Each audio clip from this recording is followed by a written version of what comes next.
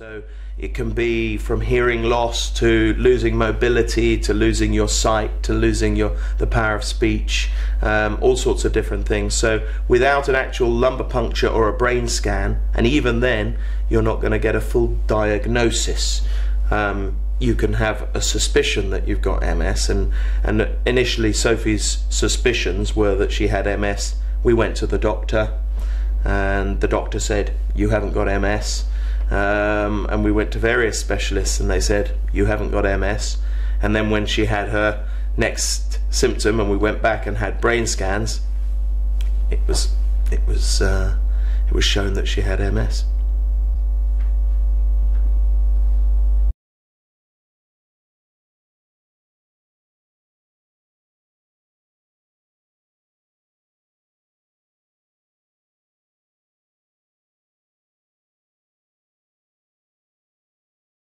I think obviously getting a diagnosis is a big moment in your life, you know. So I think possibly you think up until the point you have a diagnosis, possibly if you're suffering from MS, you'd think, oh, well, hopefully it's something else, hopefully it's something different. Because if you Google MS, the sort of first images that come up are people in wheelchairs and very immobile people. I think it's always useful to an MS sufferer to finally get a diagnosis. It may not be the most pleasant thing in the world, but getting a diagnosis, at least you know kind of what you're dealing with.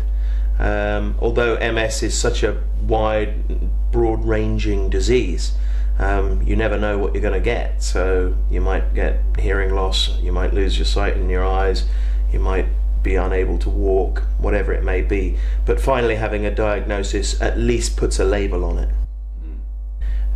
Sophie we'd be going to an information day to work out, you know, where we could go with this. You know, we wanted to look forward to say, what can I do? You know, if I want to start exercising again. You know, Sophie was really keen to get running again, but worried after her diagnosis that maybe you shouldn't run if you've got MS or something like that.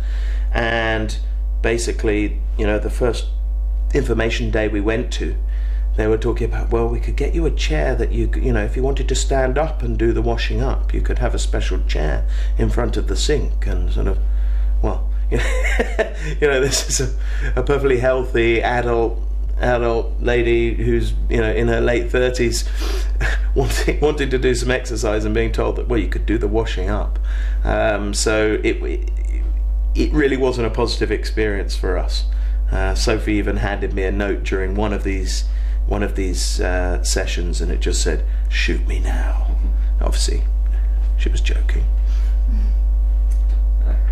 MS is something that's always there, and I think it does affect our daily lives. It certainly affects her daily life, you know, because she follows a regime and a lifestyle that is totally dedicated to helping her MS and to relieving the symptoms of her MS. She follows a diet that's completely fat-free, a vegan diet but with fish, no oils, no fats. So it's quite a dramatic change in lifestyle from before. So in that way, yes, MS is always there, but in many other ways it's not there at all.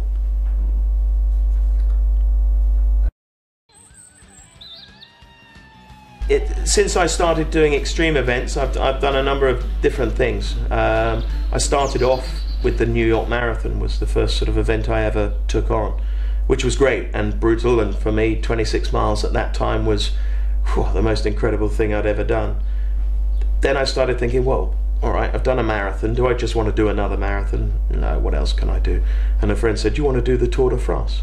So I said, yeah, okay.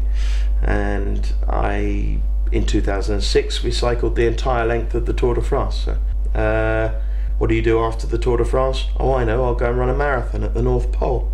So I went and did a marathon at the North Pole.